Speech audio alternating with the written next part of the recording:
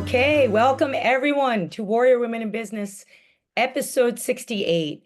I'm super excited about today's guest. I've never had someone quite like Chandra Marshall on, and so it's gonna be an incredible episode. I'm really excited. So for those of you that don't know me and don't know anything about Warrior Women in Business, I thought I'd give a little bit of background about what I do at Warrior Women in Business and what Warrior Women in Business does to support female leaders, female entrepreneurs, and women in the arts. So my name is Jasmine Sandler. I've been in branding and digital marketing for a very long time. And I saw this need around 2016 when I was keynoting a conference for female executives for female leaders to support each other, to drive real impact, and also to bridge the gap to provide knowledge and connectivity to female entrepreneurs. And as a musician, I have a huge passion for women in the arts. So we also do quite a bit as a women's media company to support female artists. That being said, a couple of things that I wanted to mention before we get into the episode. I just came back from Los Angeles, where Women in Business was a partner of the Women's Rock and Roll Fantasy Camp, which was probably the coolest experience I've ever had. And we got to play on stage with Lita Ford, Nancy Wilson from Heart. It just, in the camaraderie and the strength of the women in the music business industry and the women, the female musicians in the room was just unbelievable. So if you missed it and you are a musician, I would encourage you to check it out for next year. That's the Rock and Roll Fantasy Camp. The other piece of news before we get into today's guest is Warrior Women in Business is a subset of my main digital marketing and branding agency, JS Media. And we have an office in Beverly Hills, which is fairly recent.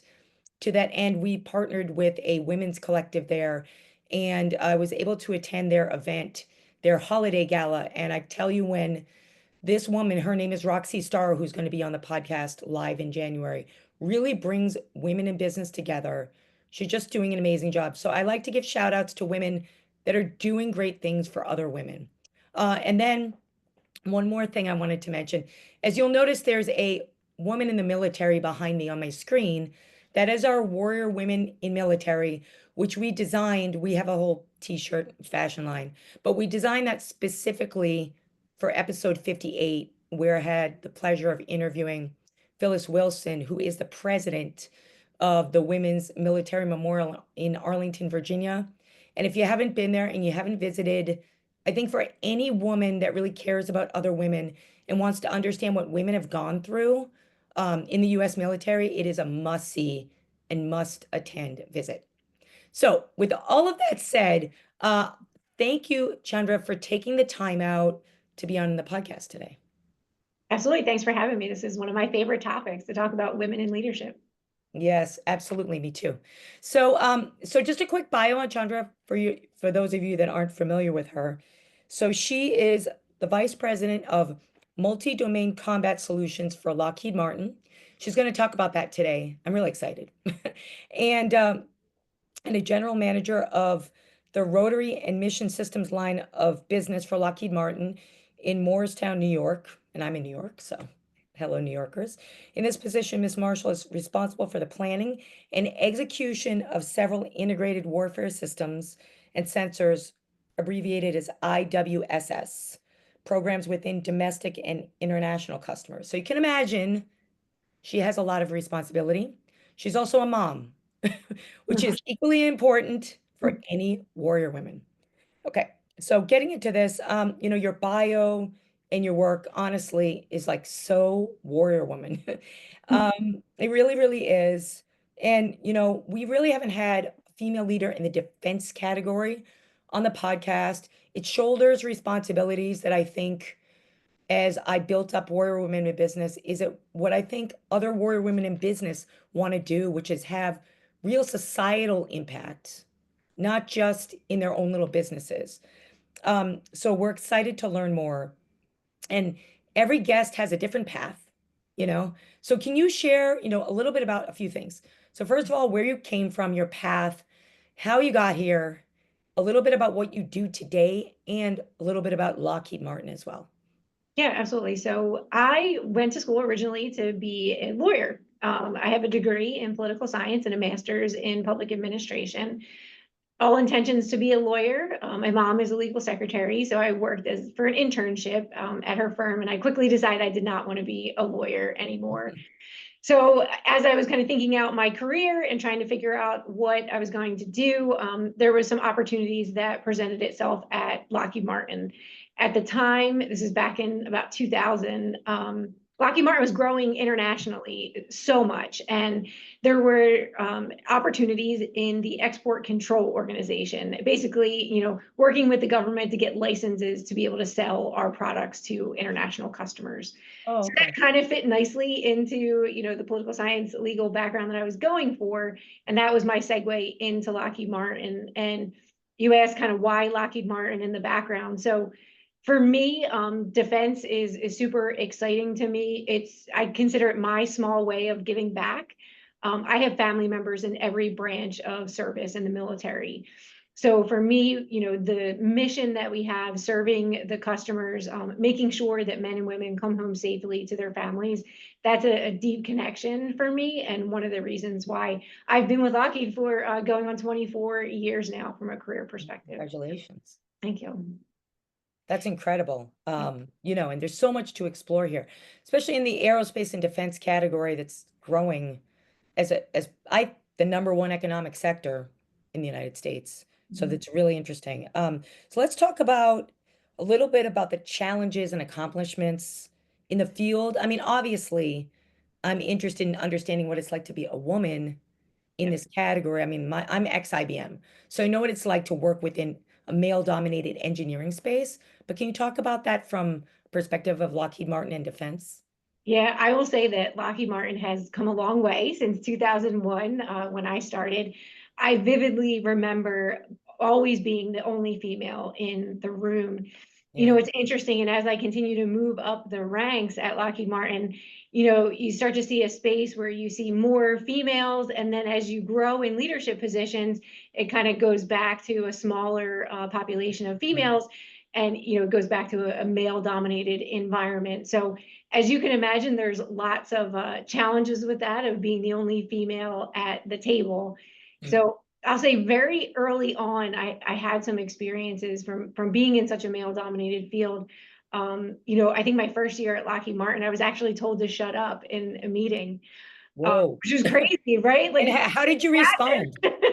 How did you respond? That's my you know, question. I'm a Jersey girl, right? So Yeah. I quickly, I didn't say anything in the meeting. I kind of got my composure, but immediately after the meeting, I went into the gentleman's office and closed the door, and Good. really set the stage early on that, like, that you can talk to anybody else you want that way, but you're not going to talk to me that way. I love it. So that was like one of my first experiences, when I started here. And you know what I learned along the way is that, women are looked at very differently than men, right? So you need to be intentional when you speak up in meetings. Make it count. What I always tell people is that, men can go in a meeting, they can ramble on, and everyone's hanging on their every word, listening. If a woman does that, you can quickly be tuned out, and So true. what you want to bring to the table gets lost. So I always tell people, be intentional when you want to contribute, to make sure that your voice is heard, and that people understand your contributions, and it's valued, versus being kind of just noise. What I always experience too, I'm a very aggressive individual, and as a female, You that's wouldn't be on this podcast, I'll tell you that right. much. But So, that's considered, it's very stereotypical. People yeah. will say that makes you, I don't know if I can curse on here, but a Oh, bitch. yeah, I understand the B word. You just say the B Right. word. So Right. whereas a man behave the same way, and they get commended for their actions, Very right? true. So what Mhm. I always say is, sometimes as females move up, they tend to kind of lose themselves because they don't want to be viewed in a negative manner. But I always encourage people, be true to yourself, continue to be assertive, and at times, sometimes you may need to be aggressive, but show that you know what you're doing, you mean business, and that you command the attention that you deserve. So kind of little things that I've learned along the way, but it's hard every single day Yeah. in this field. But you continue to be cognizant of it, and make sure that you're focused on the right things. And talent will prevail in the end, is what I always tell people. I love it. No, I love that you said about being intentional and also just giving an example Yeah, because a lot of people say be intentional, but they don't really talk about it. I think the key is, well, I love what you said because women, and I'm a singer, so I'm always listening to people's voice. I'm listening to voices. Do you know right. what I mean? So women have a different pitch, and I think that's part of the battle a lot of times. So like you said, I love what you said that women can talk and talk and it'll just go like this. Yeah. So being Yep. intentional, having a plan, right? Yeah. And And when you go to speak, make sure that it's meaningful what you're saying, yeah, right? And yeah, I think as females, we have to be particularly sensitive to that. Make it meaningful and people will listen. Don't just talk to have your voice heard or just to talk. It's not yeah. No, I effective. love it. I know I love that's really great advice. Okay, Yeah. so moving on. So what does it mean to be successful in your career field, like specifically your industry, for those that aren't familiar and are interested in getting into this type of industry? So I'll say I'll separate it out into two areas where, I'll say what success means to me. From a Okay. career perspective, honestly, it means to be successful, listening to our customers and delivering capability when Mm-hmm. it. In this field, you don't stay in this field unless you're connected to the mission to make sure that people come home safely. Um, Yeah. so delivering for our customer what they need and when they need it. To me, if you can do that, you're successful in this business. And there, as you can imagine, there's lots of people, to drive to make that happen. So you Yeah. have to be a good leader to do that. But that's what success means to me. I'll kind of pivot and say from a leadership perspective, for me, what success means is that, when I see someone that I've mentored and championed, and they are promoted and they're successful, that is so meaningful to me from a Yeah. career perspective. I take a lot of pride in that. And I have been fortunate enough as I've gone along in my career to have two very influential female mentors along with me in my career. And I always like to share the two pieces of advice from these female mentors that really, I think, kind of set the course for me as I continue to grow in my career. One of them is don't opt yourself out of jobs. And Mm. when I say that, what I mean is that, a job requisition could be posted and a man could look at it and maybe he has, satisfies one of five of the things on the job description. He's going to apply for the job. A woman Yeah. look at Hey, that of same course. requisition and she'll convince herself, oh, well, I don't meet all five. That's So so probably shouldn't I apply. I have so many women that I talk to that say that. Yeah. Sorry to So, interrupt you, but that's just so funny. and a woman will look at it too and it's like, oh, they'll convince themselves about why they maybe can't juggle family life and professional life. Yeah. So when I say, look at a requisition, don't opt yourself out, go for it. Let someone else tell you that you're not qualified or you're not the best person for the job. And that's been very key advice for me as I've gone along. I'll say the other piece of advice that I was given is, be honest about your limitations. And when I say that, for me, I have a family support network around me here in New Jersey. So that for me meant that for me to do what I do in business, I need that support network. So I can't Yes. relocate my family. And that's a key thing, right? Because there's constant demands, across, you can imagine across the United States from a I lot, could imagine your job. Yeah. right? So, Yeah. so you have to understand your limitations, be vocal about it, upfront about it, and stick to it. Because your mental and personal health is just as important as the contributions that you make for the business and whatever company that you work for. Yeah. I mean, it's impossible to be a leader if you're not taking care of yourself. Exactly. Right? No, I Yeah, love that you bring that up because it's too easy to be in a position where you go, go, go, as I can imagine that you're in, with shouldering a lot of responsibilities and then saying, hey, wait a minute, I have to take care of myself. yeah. And I like that you're steadfast about your family. I think, that's really important is setting priorities. So, The most important thing for me. well, good. I mean, it should be, Yeah. right? It's you're happy. So, it's the most important thing. Yeah. Okay. So, all right, let me move on. So, let's talk about mentoring because I totally agree with what you said. A few years ago, I teach a lot, and I taught at this small college, some class, and I was getting on the subway like a month later, and some girl came running up to me and gave me a hug. And she said, "Your book changed my life." You Oh, know what that's I'm saying? So this yeah, is what it's like mentoring, right? So let's talk about how you mentor. Are you involved in mentoring yeah, at the company or outside of the company? Let's talk about yeah. what you do in mentoring. So both. I always take every opportunity I can to mentor. Yeah, Anybody, right, regardless, female, male. That's an important part of my job. And good. one of the other things we always have what's called business resource groups. They're diversity and Okay. inclusion groups. Yeah. I was recently asked to speak at a women's network conference. So, and Okay. that conference was just about women in leadership, kind of similar to this topic. And Mhm. it's such a great forum for engagement, for questions for people to ask. And part of what I brought to that forum was the fact that I am a female leader and I'm also a mother. So we talked about things like, I gave advice that, as a mother, we are harder on ourselves than anybody ever could be, right? So, and Yeah. you have to give yourself a break and, don't feel bad about taking time for yourself or just doing things that you Right. enjoy as an individual. Because Mhm. as females, moms, we just always feel guilty, right? I always say too, my number one piece of advice for leaders in the organization that are females is find that PTA mom. And I guess that could apply to a male too, right?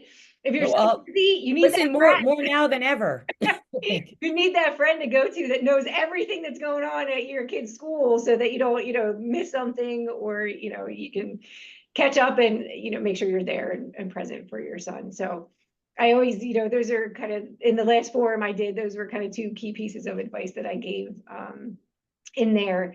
The other thing that I did a few years ago is I started what was called for the business resource groups that we have Mhm. at Lockheed Martin. I started an executive mentoring program, and Okay. folks that were in those groups, they could apply to be part of that mentoring program, and they could sign up to just engage with senior leaders, whether male or female, ask questions, talk about career, just Right. get a glimpse of what it's like and figure out what their path might look like. And I received such great feedback on that program that I started. We're in our third year on that program now. And it's just I've seen connections made and people grow and people get promoted into different roles. So I'm really proud of that program. And like I said, we're going to continue it. And it's just one way that we have a women's network group here that, we can hook up with executive mentors and figure out how to grow their careers. No, I love it. And first of all, congratulations. And things. It's not easy to step forward. I had Kim Davis on, I forget what episode this was, because I play hockey and I was like, I have to get a leader in hockey. This woman she's so badass. So she runs the multicultural development at the NHL, and she does something similar. And Oh, the last group she brought in to mentor, because she invites boys and girls, men and women, was all women wow. in that field, which is I'm really excited about where the That's sport's amazing. going, Yeah. So I think, and we didn't have this, right? Like when we started our careers, we didn't have any mentor. I used to have to sneak in to meet executives at IBM. You know what I mean? No, I agree with you. Like I did. The I'm way that like Lou Gerstner. I'm knocking on his door. I don't care. yeah, the way that I got female mentors is they actually came to me and wanted to talk to me Awesome. about and give advice and things like that. So yeah, I was very fortunate because to your point, there wasn't any kind of established forum where you could get that advice. Yeah. No, that's a wonderful thing in the industry. All right, let's talk a little bit more about security. Now, I don't know if this definitely seems like it would relate to you, but Okay. okay. So you're in a male-dominated field. There's you're in a field that's, you know, in defense is about security. Are there any like issues in terms of either communication that you get involved with, or like how does that play out on your day-to-day in terms of communicating what's happening inside the company to, like you mentioned, you were a speaker at another event, right? So, um how do you protect the communication of what's happening inside the company? And I'm assuming, that you're dealing with selling to the government and maybe multiple governments. Yeah. So how do you protect that? I mean, the brand, and how does that work a little Yeah, bit? no, it's interesting, because part of being a leader, right, is making sure that people understand, the customer's needs and how they fit into that, into the overall picture. So Yeah. for us, it's a really delicate balance, right? Because Yeah. you have to have a need to know certain things, and Yeah. figuring out how to take what the customer wants, formulate a strategy, and then communicate that all the way down. That's obviously a big focus of mine on an annual basis, even quarterly, to make sure that I reinforce messages. But I'll say, the what can be talked about in open forums, what can't, that's pretty clear. But the challenge as a leader is figuring out how I can communicate that so everyone understands how they fit into the mission, and how what they're doing on a day-to-day basis contributes to that, and why it's so important. Right. So making that connection as a leader Yeah. is extremely important. Yeah, like you said up front, I mean, keeping everyone on the same mission and Yep. keeping everyone driving forward, which is not easy. No, it's not. So how many do you manage a bunch of reports? How does that work in Yeah, your so right now, the organization is about 5,000 people. Mm, So that includes like multiple functions. So overall, though, for what I manage is about 5,000 people. okay. Yep. And your family. Yeah. I can't grasp those numbers, but you are a warrior woman. I mean, I have leaders underneath I me know you that do, but support that, still, right? Yeah. you're still managing the other leader. You're still, you have to set the tone for everyone. Yep. And And what would you, I take it very personally, because yeah, again, our mission is so critical that, it's a lot of times it keeps you up at night, right? It's I really mean, with important. your job, I would assume so. My Yeah. job does. It's not even that true. You know what I mean? Yeah. No, that's incredible. Okay, so let's talk a little bit about, I think you mentioned a few things, but I just want to understand more. My audience is always looking for resources and information about D&I. So inside of Lockheed Martin, are there any like a D&I mission groups, women's Yeah. internal groups, and what does the company do in Yeah. developing female leaders? So we have, I mentioned the business resource groups, right? So Yeah. that's comprised of, we have Women's Impact Network, which is specifically focused on, obviously female leaders, mentoring, and, female impact in the business.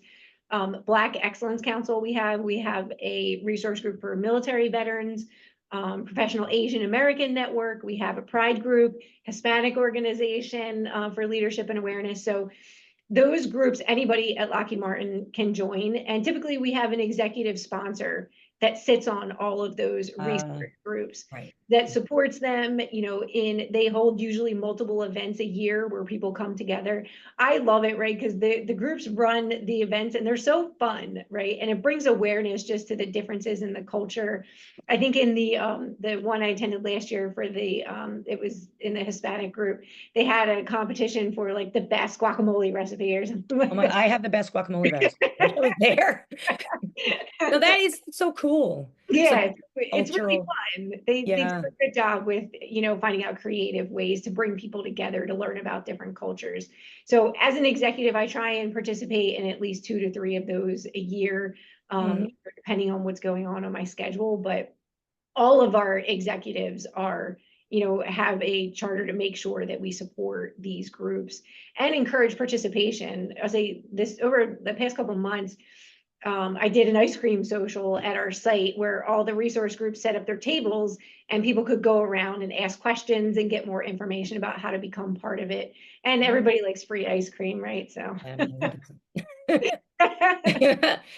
so that's it's a really fun way to get people, involved in diverse activities. mm.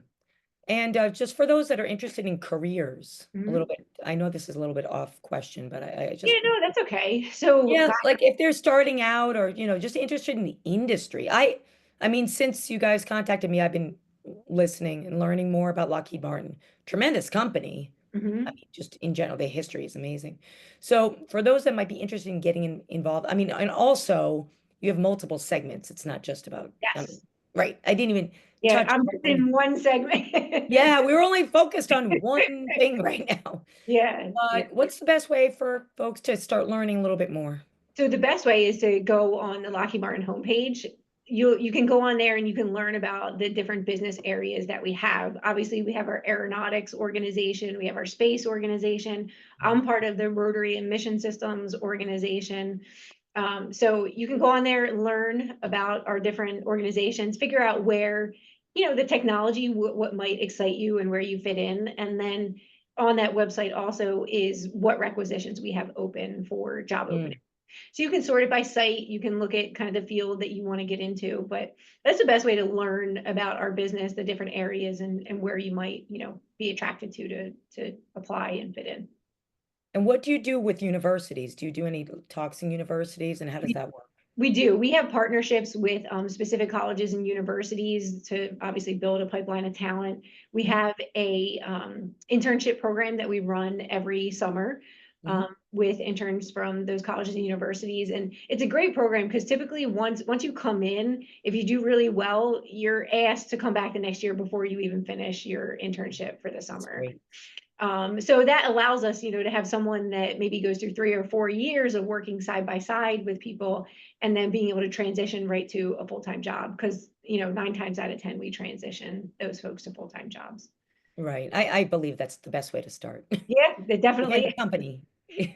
Yeah, you learn on the job, right? College is You one learn on the thing. job, and you learn the culture, Yep. which is so important. Yeah. Okay, so let's talk about the big thing that we always talk about on Warrior Women in Business is leaders supporting leaders, because there's a lot about women's, I mean, I was the president of NABO. There's a lot of women's organizations that we actually partner with that have their, and everybody has their own flavor and everybody is great, but they, a lot of them support just the female entrepreneurs and not so much the leaders supporting the leaders. So, wondering where you've seen this in your own career. I know you mentioned two mentors, Yeah. um, but where you see this even in Lockheed Martin itself, the leaders supporting the other leaders and um, like helping those that are coming up. How do you build the others as leaders? Can you talk Yeah. about that a little bit? So we go through probably every quarter, we look at talent in the organization, and we're very intentional when we talk about talent, again, female or male, and we figure out, okay, based on the career trajectory, what the person's experience is, how we marry that person up with the right mentor to Mm, continue to help grow them, give them advice on what maybe, opportunities they should look for next to continue to grow in their career. mhm, So we are very intentional about that at Lockheed Martin to make sure that we focus on our talent and that we match people up so that they continue to grow in their career. And along with that matching up, I say it's one thing to have a mentor, but it's another thing to have a sponsor. And the difference yeah. for me is that, as a sponsor, I'm in the room for someone advocating, saying, I've worked with this individual. They Right. are phenomenal. You should pick them for that next job. And I think, especially females, you need a combination of both, right? You need some great mentors, Oh you need some God, I've been saying this every sponsors. day. I'm You need serious. sponsors in the room that know you and that can vouch for your performance. It's just so critically important. Yeah, no, absolutely. Because a mentor can give you advice. Right. That's nice. But they may not be the one at the table They that's may making not be the it. one driving the action, Yeah. right? That's a great setup. I Mm, think a lot more companies should do that. yeah. More companies should do that. So, okay.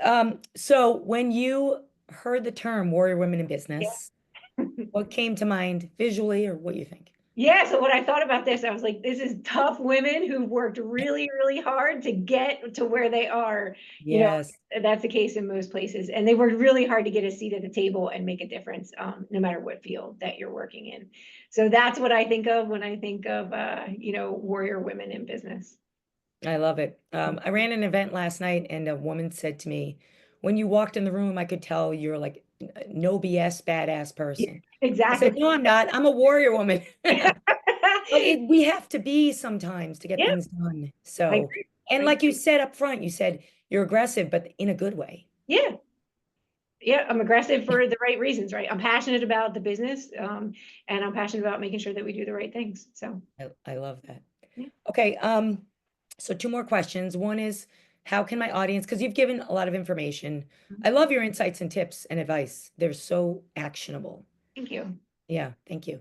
Mhm. And so I'm just wondering, how can folks get in touch with you, learn more about Yeah, learn more about maybe some things you have coming up? yeah. So you can find me on LinkedIn. And if you just before you kind of reach out to me on LinkedIn, you can honestly just Google my name. It's funny, my son did that a couple of years ago. He's 12 Oh, now. And he snapped a picture of me and put it as his screensaver for Oh, school. And I was like, where did you get that? He's like, I just Googled. so cute. So you can Google it. You can see like various interviews I've done and just kind of get a feel for both me personally and as well as professionally, what I've worked on and what we're doing. Okay, wonderful. Yep. Last piece is, are there any resources? I mean, we have the Lockheed Martin website, Mhm. Googling you and not taking a snapshot. Yeah. But any other resources you could think of for, girls or women that are interested in fields? I mean, Lockheed Martin is so vast, but whether in aerospace or in defense or military or maritime, Yeah. any other resources you can think of? So the other resource I can think of is like any kind of STEM group. So depending on what your age group is, we are very active in STEM, obviously, right? So Yes. it's another area to get engaged, to learn more, and to support. There's a huge focus in supporting females in the engineering field because it's not typically a field that a female would go into. So I would encourage people to get engaged in STEM activities, and then I myself, I look at a lot of things, like TED Talks and things like that on leadership. Yeah. I think there's probably some stuff out there on defense, but I really am kind of drawn to the leadership TED Talks, and you just get little tidbits and different things to help you from a career perspective. There's both female and male perspectives that you can, go out there and look at. But those would be the two things that I would say from a resource perspective. All right, wonderful. Well, Mhm. it's 3:35. Okay. We are so exact. I love it. All right. Um, so yeah, I want to thank you so much for being on. You've given just so much great advice. So for everyone that's listening and watching, thank you for joining. This will be edited and shared multiple times over. So please listen to this. I mean, I go back and listen to former episodes that I've done, and I keep re-listening because I just can't believe the guests that I have. And Mhm. all of their experience and knowledge to women that are coming up or women that are maybe even already, executives looking to jump into another industry. It's just so much great information that you wouldn't normally get. Yeah. So I really appreciate that. Well, Um, thank you. you're welcome. So a couple things I want to mention coming up on Warrior Women. So one is Roxy Starr. I'll be going back out to Beverly Hills in January, which is always fun. And I'll have her on the podcast live. We're planning for Warrior Women in Business doing the Brand New Conference again in 2025 and other events. So if you are a woman that runs a women's media company or a women's event organization, do not hesitate to reach out. I mean, I'm always looking for other partners to work with. We do a lot to support D&I and executives and bridge leaders together. So if you have an idea, we're Women in Business is fairly new to my main company. So always open. You could reach us at info@warriorwomenbusiness.com, go on the website and see all the things that we're doing with different associations and organizations. So with all that being said, again, I want to thank Chandra so much for being on. This was very enjoyable conversation with a leader in defense. So I love it. Do not expect it to be enjoyable. Right. No, you're just so relaxed. I love it and enjoyable. So I appreciate it. Again, anybody wants to reach out in the show notes, once this is edited, we'll provide the links to all of the resources that Chandra mentioned as well. So for Jasmine Sandler, Warrior Women in Business, I am signing off for episode 68. And I don't want to dismiss happy holidays to everyone. Hanukkah, Christmas, New Year's. Have an enjoyable and fruitful holiday season. Warrior woman, I'm a warrior just like you.